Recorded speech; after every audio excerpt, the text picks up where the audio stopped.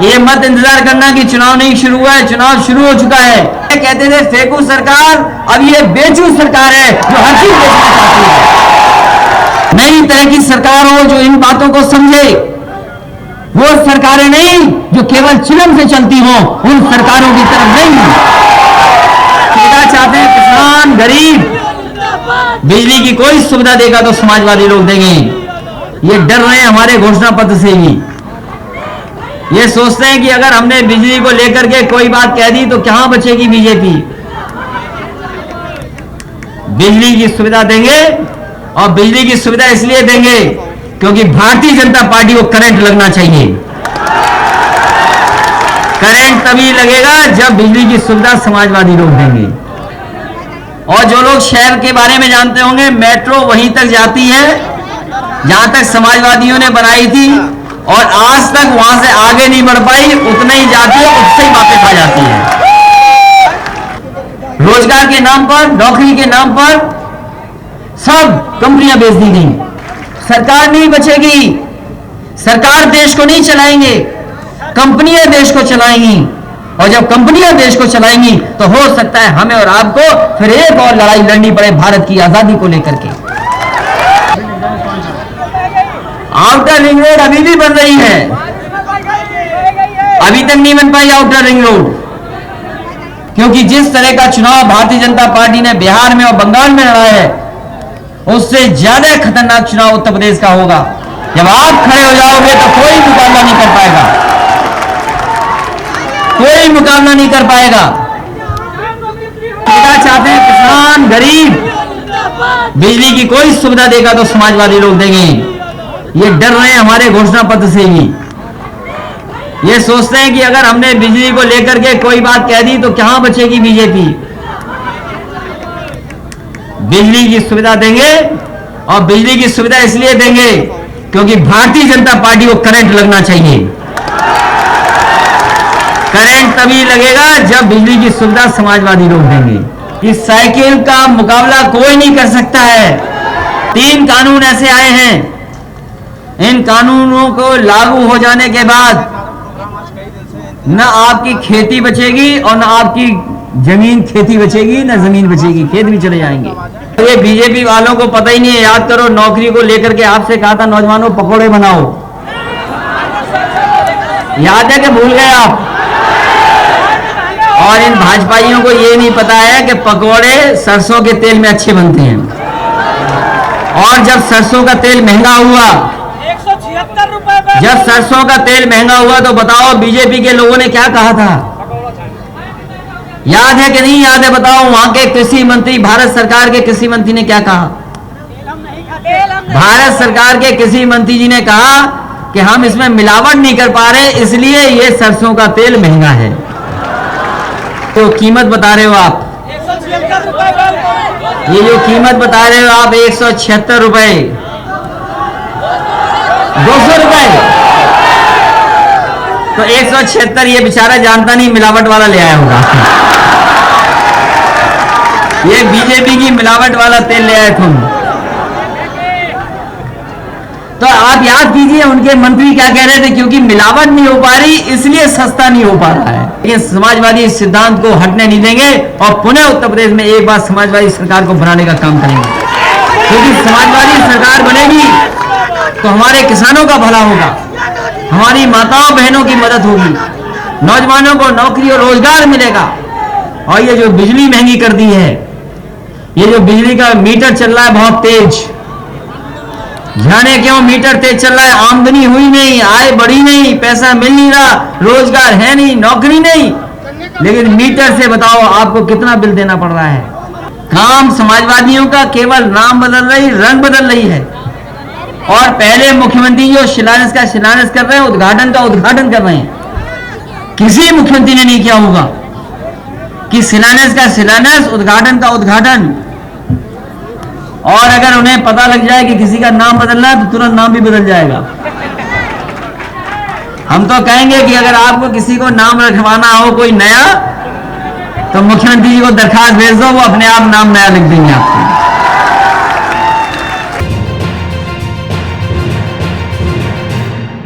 कि सरकार और मुख्यमंत्री सो रहे थे, वो जानते ही नहीं कि कई नौजवानों पे, अभी बहुत लोगों पे स्मार्टफोन अपने आप है, अपने संसाधनों से खरीद लिया।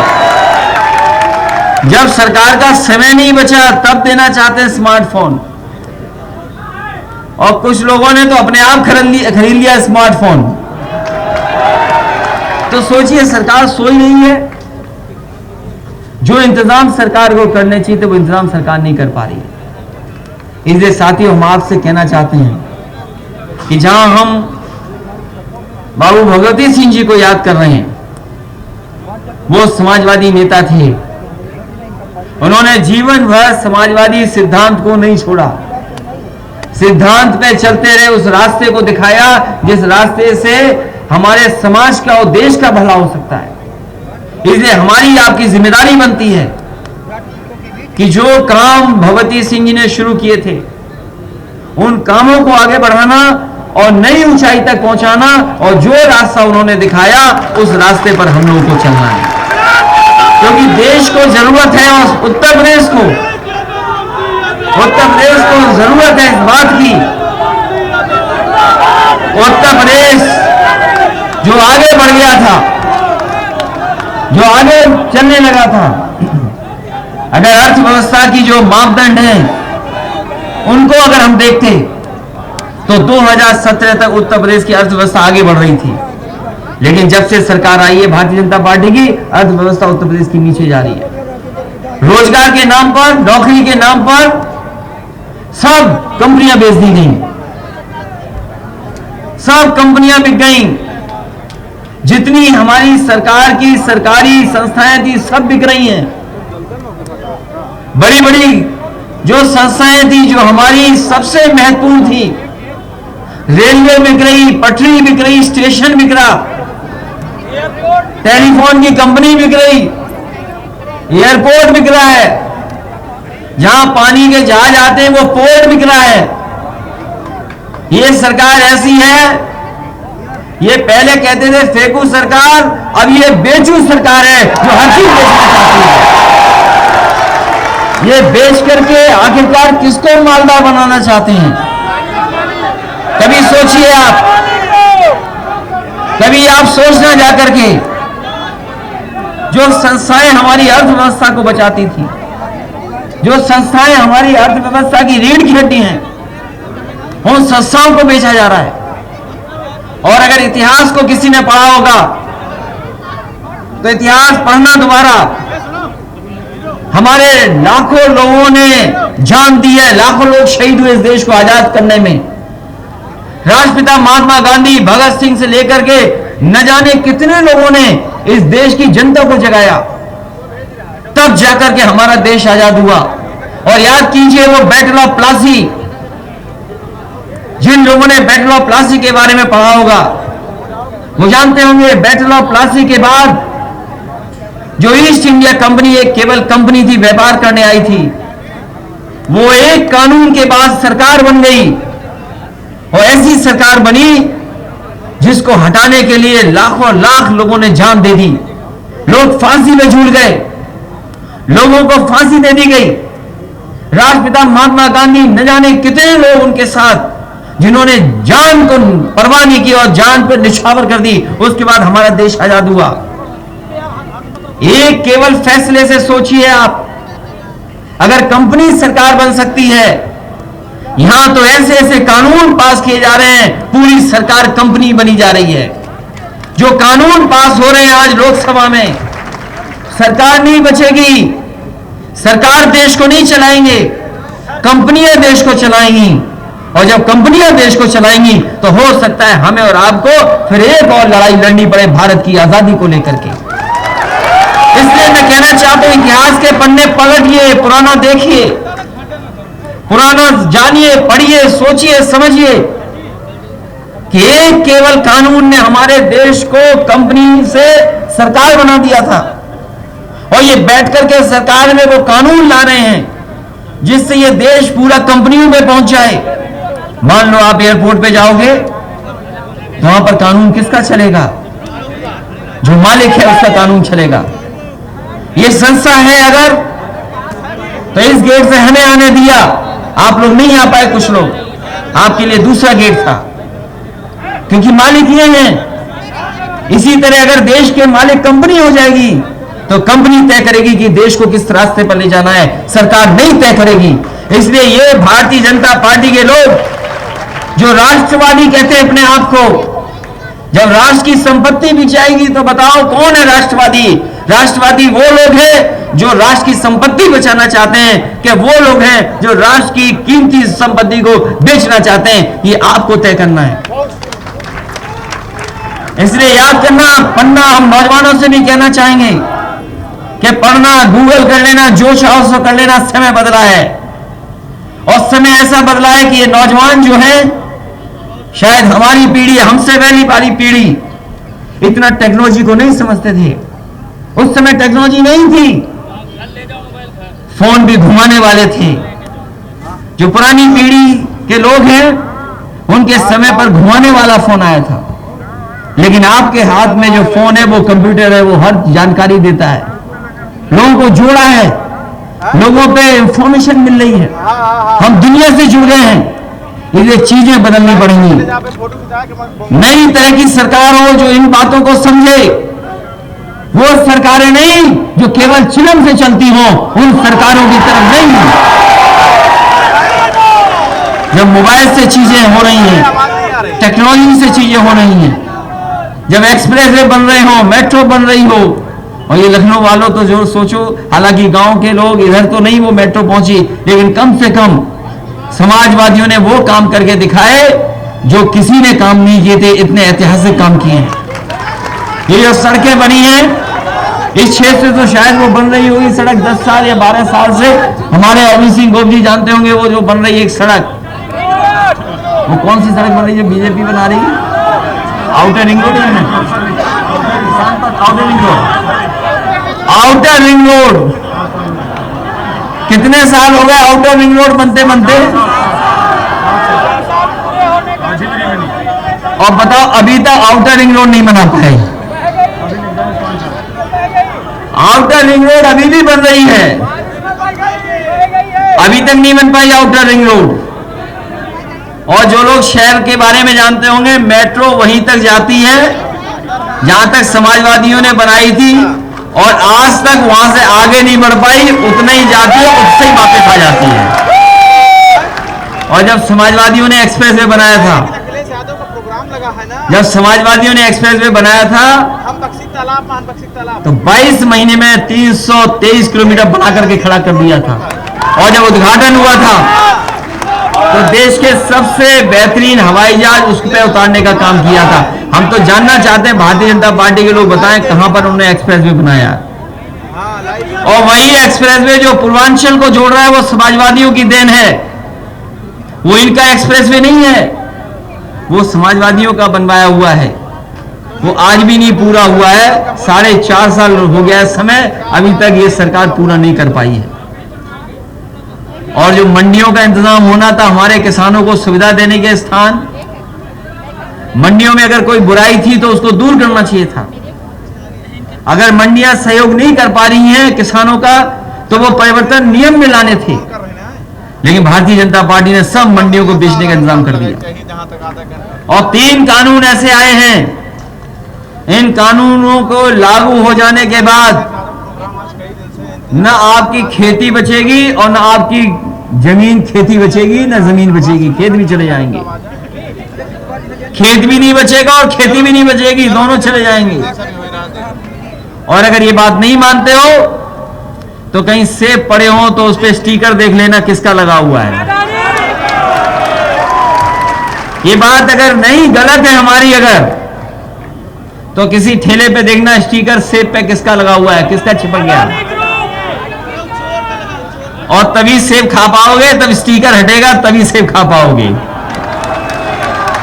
अभी तो शुरुआत हुई है। सोचिए अगर वो 3 कानून जिसके लिए किसान अभी भी बैठे हुए हैं, अभी भी आंदोलन चल रहा है, अगर वो लागू हो गए तो खेती कैसे बचेगी, कैसे खेत बचाओगे आप अपने। अगर बड़ी कंपनी आएगी तो सबसे पहले आपके खेतों की मेड़ तोड़ देगी। ये जो कानून आए हैं आपकी मेड़ तोड़ने के कानून हैं और आपको बाजार में छोड़ने वाले कानून हैं। और अगर किसानों को बाजार पे छोड़ दिया तो आपको कोई लाभकारी मूल्य नहीं देगा, फसल की आपकी आय नहीं बढ़ेगी। इन भारतीय जनता पार्टी के लोगों ने तो कहा था हम किसानों की आय बढ़ा देंगे, पैदावार की आय हम दोगुनी कर देंगे। बताओ किसान भाई, कौन सी फसल की आय आपको दोगुनी मिली है, बता दो हमें। कोई फसल की नहीं दे पाए कीमत, और किसी की नहीं दे पाए, किसी फसल की नहीं दे पाए। और महंगाई बताओ, डीजल पेट्रोल की कितनी बढ़ा दी। और पहले दिया उज्ज्वला सिलेंडर 400 रुपए का था, और अब सिलेंडर भराने जाओगे तो बताओ कितने रुपए का है। अब तो भारतीय जनता पार्टी को अपनी उज्ज्वला योजना का नाम बदल करके बुज्जुला योजना कर देना चाहिए, क्योंकि कोई जला नहीं रहा, सिलेंडर बैठने के काम आ रहे हैं। आप तो गांव के हो, सब लोग गांव में होंगे, देखा हो किसी के घर में, गरीब के घर में सिलेंडर भरा जा रहा है कि सिलेंडर स्टूल बन गया है। इस सिलेंडर पे सामान रख दिया है लोगों ने। और याद रखना, हालांकि वो बात दूसरे तरीके से कहने लगेंगे बीजेपी के लोग, कोई बात हम कहेंगे तो दूसरे तरीके से ले लेंगे। असली स्वाद खाने का तभी आता है जब आपका चूल्हे पे बनता है, मिट्टी वाले पे या उस पे। और ये बीजेपी वालों को पता ही नहीं है। याद करो, नौकरी को लेकर के आपसे कहा था नौजवानों पकोड़े बनाओ, याद है कि भूल गए आप। और इन भाजपाइयों को ये नहीं पता है कि पकोड़े सरसों के तेल में अच्छे बनते हैं। और जब सरसों का तेल महंगा हुआ, 176 रुपए, जब सरसों का तेल महंगा हुआ तो बताओ बीजेपी के लोगों ने क्या कहा था। याद है कि नहीं याद है, बताओ। वहां के कृषि मंत्री, भारत सरकार के कृषि मंत्री ने क्या कहा। भारत सरकार के कृषि मंत्री जी ने कहा कि हम इसमें मिलावट नहीं कर पा रहे, इसलिए ये सरसों का तेल महंगा है। और ये जो कीमत बता रहे हो आप, 176 रुपए, ये जो कीमत बता रहे हो आप 176 रुपए, 200 रुपए, तो 176 ये बेचारा जानता नहीं, मिलावट वाला ले आया होगा। ये बीजेपी की मिलावट वाला तेल ले आए तुम। तो आप याद कीजिए उनके मंत्री क्या कह रहे थे, क्योंकि मिलावट नहीं हो पा रही इसलिए सस्ता नहीं हो पा रहा है। ये बात मैं नहीं कह रहा हूं, ये बीजेपी के लोग कह रहे हैं। और याद है कि भूल गए वो नोटबंदी वाला फैसला। और ये नोटबंदी वाला इसलिए याद रखो, ये गरीब और किसान और आम लोगों की मदद के लिए नहीं था, ना भ्रष्टाचार खत्म करने के लिए फैसला था। और अगर भ्रष्टाचार खत्म करने का फैसला था तो बताओ आज भ्रष्टाचार क्यों है। अगर नोटबंदी से ही भ्रष्टाचार खत्म होना था तो बताओ भ्रष्टाचार क्यों है, या लूट क्यों हो रही है, बताएं हमें। और अच्छी खासी हमारी 100 नंबर थी, उसका 112 कर दिया और पुलिस को भी खराब कर दिया।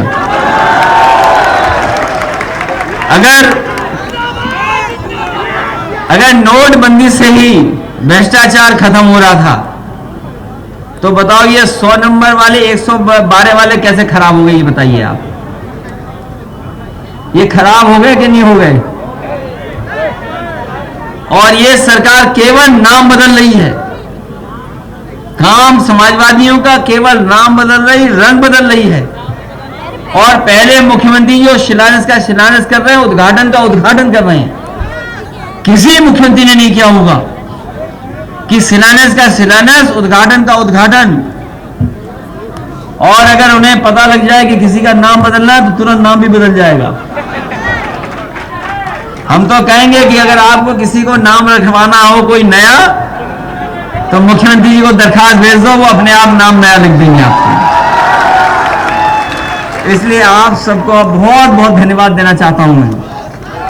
और अभी तो चुनाव शुरू हो गया है, चुनाव बिल्कुल शुरू हो गया है। ये मत इंतजार करना कि चुनाव नहीं शुरू हुआ है, चुनाव शुरू हो चुका है। इसलिए हम आप सबसे निवेदन अपील करने भी आए हैं कि साइकिल का मुकाबला कोई नहीं कर सकता है। इसलिए अब आपकी भी जिम्मेदारी है, आपकी भी जिम्मेदारी है कि समाजवादी सरकार बने। हम सब लोग मेहनत प्रयास करेंगे और लगातार संघर्ष करेंगे, लेकिन आपकी भी जिम्मेदारी है। जितने लोगों ने आज आने पर बाबूजी को याद दिलाने के लिए स्वागत किया, सम्मान में जितने लोग खड़े थे, आपकी भी जिम्मेदारी है वहां से लेकर के वहां तक जो हमें दिखाई दे रहे हैं और पीछे तक लोग। हमारी जिम्मेदारी तो है ही मंच के लोगों की, लेकिन आपकी बड़ी जिम्मेदारी है, क्योंकि जिस तरह का चुनाव भारतीय जनता पार्टी ने बिहार में और बंगाल में लड़ा है, उससे ज्यादा खतरनाक चुनाव उत्तर प्रदेश का होगा। जब आप खड़े हो जाओगे तो कोई मुकाबला नहीं कर पाएगा, कोई मुकाबला नहीं कर पाएगा, कोई मुकाबला नहीं कर पाएगा समाजवादियों का। और हम लोगों को तो सोते हुए मुख्यमंत्री को हटाना है। जो मुख्यमंत्री विधानसभा में सो जाएं, उनसे क्या उम्मीद करोगे आप? इसलिए ये सोते हुए लोगों को भगाना है और पुनः दोबारा हमें उसी विकास के रास्ते पे रहना है।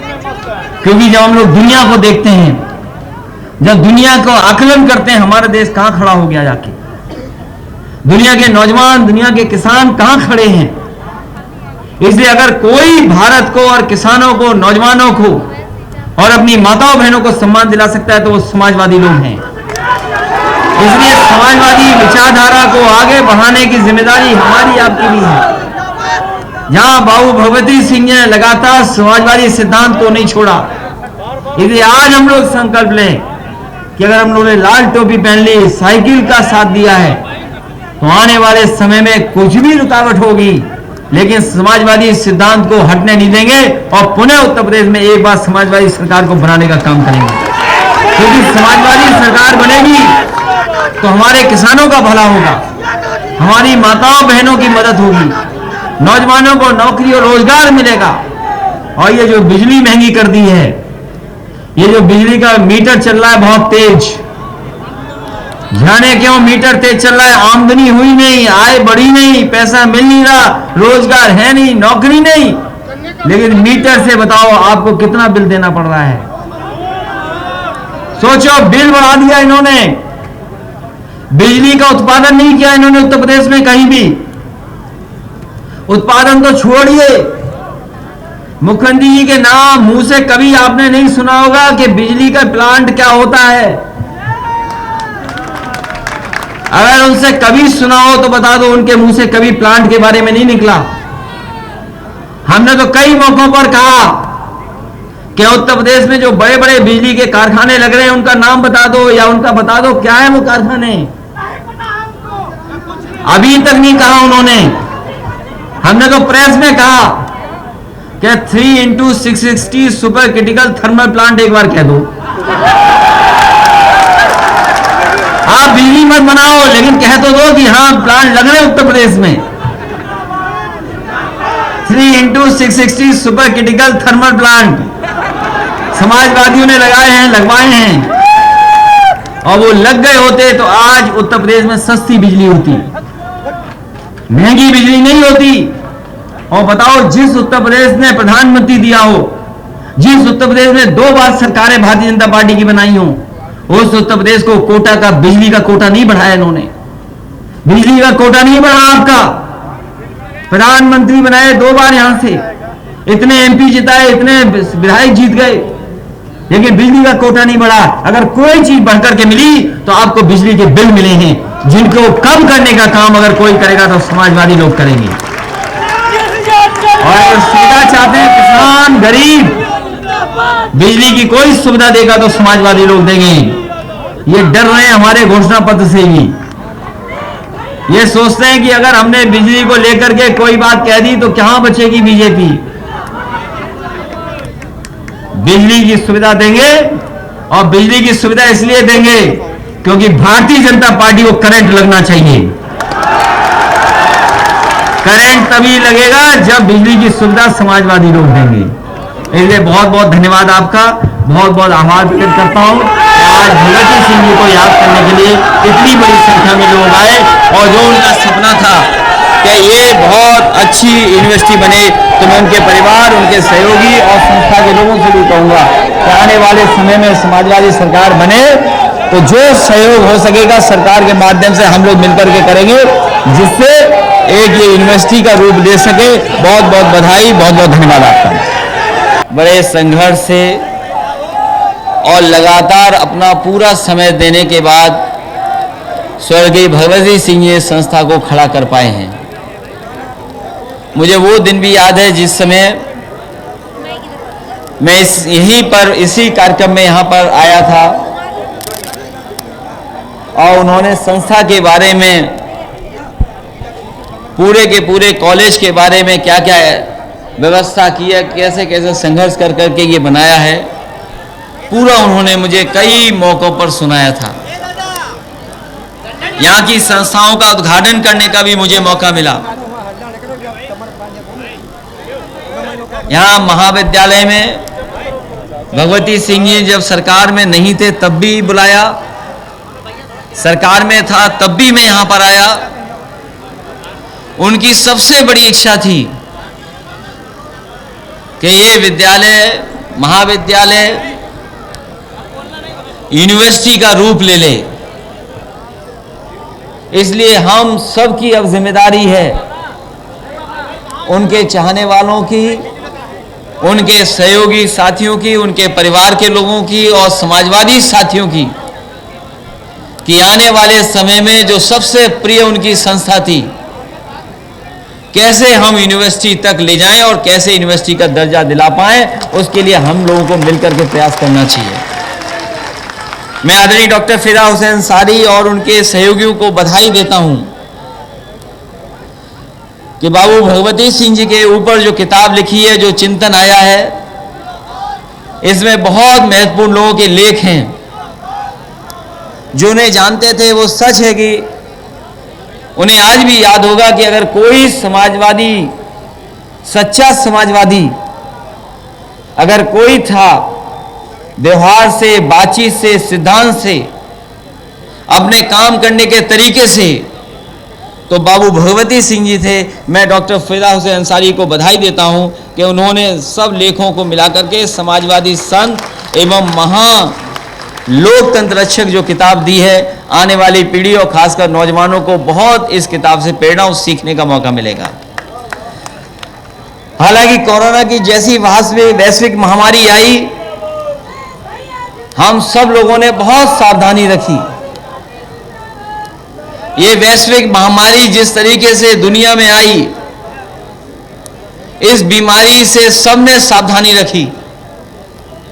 कोई ऐसा नहीं था जो सावधान न हुआ इस बीमारी को लेकर के। जो जो सरकार ने कहा या जो विज्ञापनों में आया है, जो जानकारी मिली, हम सब लोगों ने वो अपनाया। और समय समय पर अगर हम लोगों को मास्क लगा करके लगातार रहना पड़ा, घरों में बंद रहना पड़ा, लॉकडाउन में कहीं निकल नहीं सकते थे, हमें रहना पड़ा, हम सब लोगों ने पालन किया, बहुत पालन किया। जो नियम बने थे उनको भी पूरा तरीके से पालन किया। लेकिन वो समय भी हम लोगों ने देखा जब दूसरी बार इसकी लहर आई, तो सबसे ज्यादा अगर कोई मदद कर सकता था तो सरकार मदद कर सकती थी। लेकिन जिस समय मदद होनी थी उस समय सरकार ने गरीब जनता को अनाज छोड़ दिया, जनता को अपने ऊपर छोड़ दिया कि जाओ इंतजाम करो दवाई का, बिस्तर का और ऑक्सीजन का। गरीब जनता भागती रही, न उसे समय पर दवाई मिली, न समय पर बिस्तर मिला और न ही उत्तर प्रदेश की सरकार किसी को ऑक्सीजन दे पाई। और ऑक्सीजन न मिलने से न जाने कितने लोगों की जान चली गई, वो भी संख्या अभी सरकार नहीं बता पाई है। इस वैश्विक महामारी ने बहुत हमारे अपने करीब लोगों को छीन लिया। और भगवती सिंह जी भी इसी कारण हमारे बीच में नहीं रहे। जब हम लोग उनके घर गए थे, पार्थिव शरीर पर जब फूल चढ़ा रहे थे, कोई यकीन नहीं कर सकता कि उन्हें ऐसी बीमारी भी आ सकती थी, इतना संकट आ सकता था। उनके और परिवार के सदस्यों से भी वहां मिले, नहीं पता था कि वो हमारे बीच में नहीं रहेंगे, वो भी चले जाएंगे। ऐसे कम ही परिवार होंगे जिनके ऊपर ऐसा दुख और संकट आया होगा। भगवती सिंह जी के परिवार पर और आज हमारे बीच नहीं बहुत बड़ा संकट आया। उनके बेटे, उनकी बेटी हमारे बीच नहीं रही इसी बीमारी के कारण। और अगर सही तरीके से हिसाब किताब सरकार या आकलन करेगी, जब कभी ऑडिट होगी इस बात की, तो प्रदेश में बड़ी संख्या में लोग निकलेंगे जिनके परिवार की सदस्य जिन्हें इलाज समय पर नहीं मिल पाया, उनकी जान चली गई। कौन भूल सकता है उन तस्वीरों को? ऑक्सीजन ले जाते हुए लोग भाग रहे थे, ऑक्सीजन को लेने के लिए सिलेंडरों का इंतजाम कर रहे थे, और अगर सिलेंडर के इंतजाम करने के लिए निकले तो उन्हें लाठी भी खानी पड़ गई थी, अपमानित भी होना पड़ा। जो मामूली दवाइयां थी वो नहीं मिली, मामूली पैरासीटामोल जिसकी वजह से बुखार चला जाता वो दवाइयां नहीं मिली। जो बिस्तर खाली थे वो अस्पताल में वो गरीबों को नहीं मिले। और ये जरूरी नहीं कि तीसरी लहर ना आए, इसलिए हमें आने वाले समय में उस बीमारी से भी सावधान रहना पड़ेगा, क्योंकि अगर बीमारी फिर लौट करके आई तो पता नहीं उसका रूप कैसा होगा। इसीलिए परमिशन तो कम लोगों की मिली थी, हालांकि प्रोटोकॉल के तहत परमिशन तो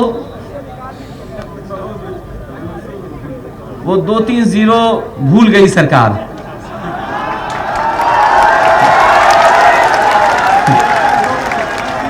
नहीं, मुझे लगा कि वो मिटा दिए गए जीरो, पहले ज्यादा जीरो थे पर कम जीरो कर दिए, इसलिए हम लोगों को सावधान रहना पड़ेगा। ये सही है, हमारे और आपके लिए बीमारी है, लेकिन भारतीय जनता पार्टी के लिए बीमारी नहीं है। और उसका कारण कोई भी हो सकता है, उन कारणों में हम नहीं जा रहे हैं कि कारण क्या है, और ये डराने के लिए भी कभी कभी बीमारी है।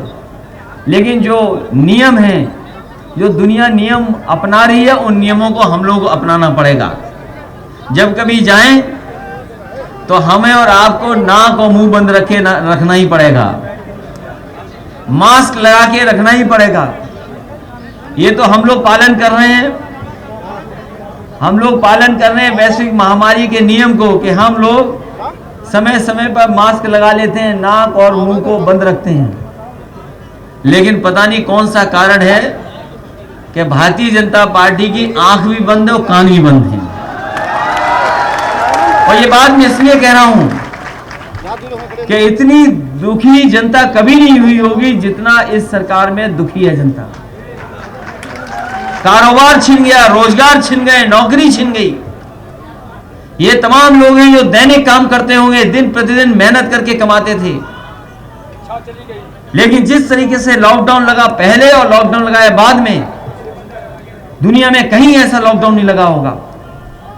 लेकिन जिस तरह का लॉकडाउन लगा भारत में और खासकर उत्तर प्रदेश में, गरीब जनता खाने के लिए, काम के लिए, रोजगार के लिए भागती रही, उसे कोई परवाह नहीं की, सरकार ने कोई मदद नहीं की। न जाने कितनों के रोजगार छिन गए, नौकरी छिन गई, कारोबार बंद हो गए, और कितने बड़े पैमाने पे घाटा आया। आम जनता का घाटा था, आम जनता का नुकसान हुआ। और सच्चाई यह है कि अगर किसानों ने मेहनत न की होती खेतों में, किसानों ने अगर अपनी पैदावार को ठीक तरीके से न किया होता, तो जो आज अर्थव्यवस्था दिखाई भी दे रही है वो भी अर्थव्यवस्था पूरी तरीके से चौपट हो जाती। अर्थव्यवस्था को अगर किसी ने बचाया है तो हमारे यही किसान, यही गरीब, इन्होंने बचाया है। और मदद के नाम पर पैकेज बहुत बड़ा आया, मदद के नाम पर बहुत बड़ा पैकेज आया था, मदद के नाम पर तो बहुत बड़ा पैकेज आया था। याद होगा आपको पैकेज कितना बड़ा आया था। और बीजेपी के लोग एक के बाद दूसरा, दूसरे के बाद तीसरा, तीसरे के बाद चौथा घोषणा कर देते हैं, जिससे कि पहला याद ही ना हो आपको। आप बताओ कितना बड़ा पैकेज आया था जब वैश्विक महामारी की मदद के लिए 20 लाख करोड़ का पैकेज दिया था। और बताओ 20 लाख करोड़ में किसानों को कितना मिला? 20 लाख करोड़ का पैकेज, और हमारे गरीबों को, नौजवानों को, ये खड़े हुए नौजवान हैं जो रोजगार चाहते हैं, किसी को पैकेज का कुछ मिला ही नहीं। और पता नहीं कहां चला गया पैकेज, पूरा चौपट कर दिया, बर्बाद कर दिया। और पढ़ाई के नाम पर जो ऑनलाइन पढ़ाई हो रही, बताओ कहां पढ़ाई हो पा रही? सरकार ने 2 साल से शिक्षा व्यवस्था को चौपट कर दिया, शिक्षा को चौपट कर दिया 2 साल में। अब पटरी पे कब शिक्षा व्यवस्था आएगी कोई नहीं जानता। और कह रहे ऑनलाइन पढ़ो, ऑनलाइन पढ़ाई होगी। इस कॉलेज में भी ऑनलाइन थी क्या? फीस पूरी और ऑनलाइन पढ़ाई, बताओ। और ऑनलाइन पढ़ाई कैसे होगी? बताओ ऑनलाइन पढ़ाई के लिए क्या चाहिए आपको? आपको नेटवर्क चाहिए या सही लैपटॉप चाहिए? और ये मोबाइल तो दूसरी पढ़ाई कराने लगते हैं कभी कभी। ये ऑनलाइन पढ़ाई किसी काम की नहीं बची। ऑनलाइन पढ़ाई, हालांकि हम लोग टेक्नोलॉजी को समझते हैं, ये बातें हम इसलिए कह रहे हैं, समाजवादी सरकार होती तो 5 साल और, तो कोई घर नहीं बचता जिसके घर पर लैपटॉप नहीं पहुंच जाता, कोई घर नहीं बचता। तो अगर इस तरह की बीमारी भी आती तो उस लैपटॉप से काम चला लेते और पूरा परिवार उससे पढ़ सकता था, कुछ ना कुछ काम कर सकता था। लेकिन हमारे बाबा मुख्यमंत्री जी ने वो लैपटॉप बंद कर दिया। और वो जानकारी आपको है कि लैपटॉप क्यों बंद किया, ये तो हमें नहीं बताना पड़ेगा। समाजवादी लोग लैपटॉप इसलिए दे रहे थे, समाजवादी लोग लैपटॉप इसलिए दे रहे थे क्योंकि समाजवादी लोग लैपटॉप चलाना जानते हैं। और बाबा मुख्यमंत्री जी लैपटॉप इसलिए नहीं दे रहे हैं क्योंकि वो लैपटॉप चलाना नहीं जानते हैं। और अब वो नकल कर रहे हैं। अभी आपने अखबार पढ़ा होगा, अभी आपने अखबार पढ़ा होगा कि जब सप्लीमेंट्री बजट आया उत्तर प्रदेश का, तो सरकार कह रही है कि हम स्मार्टफोन देंगे। ये सरकार का आपने देखा होगा, सप्लीमेंट्री बजट में कहा, सप्लीमेंट्री बजट में ये कहा कि हम अब स्मार्टफोन देंगे। और ये सच्चाई। दोस्तों, यूपी की धुआंधार राजनीतिक खबरों के लिए भारत एक सोच को सब्सक्राइब जरूर करिए और बगल वाली घंटी जरूर दबाइए, क्योंकि अगर आप एक बार नोटिफिकेशन बेल दबा देंगे तो आपको हमारे नए वीडियो की सूचना बिल्कुल मुफ्त में मिल जाएगी और आप जब चाहे जानकारी से भरा वीडियो अपनी मर्जी के मुताबिक देख पाएंगे। चलते हैं। जय भीम, जय भारत।